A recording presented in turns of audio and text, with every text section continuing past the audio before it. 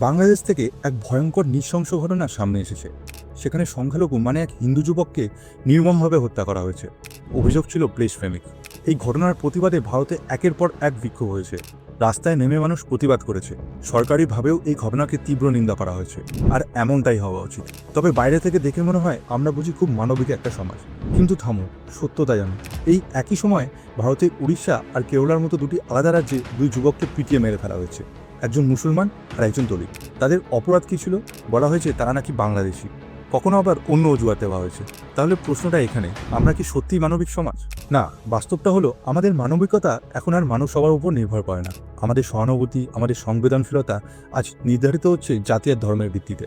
যখন মানবিকতা সংবিধান দিয়ে নয়, মানুষ সবার গুণ দিয়ে নয়, বরং কার কি জাত, কি ধর্ম, এগুলো দিয়ে বিচার হয়, তখন আমাদের আর কোনো নৈতিক অধিকার থাকে না।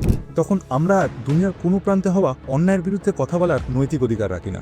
কারণ বাইরে অন্যায় দেখিয়ে চিৎকার করা সহজ, কিন্তু নিজের ঘরের ভেতরের হত্যাকে অস্বীকার করা সবচেয়ে বড় ভণ্ডামি। এখন সময় এসেছে বোঝার, চিনে নেওয়ার। না হলে এই সমাজে শুধু মানুষ নয়, মানবিকতাও একে একে খুন হয়ে যাবে।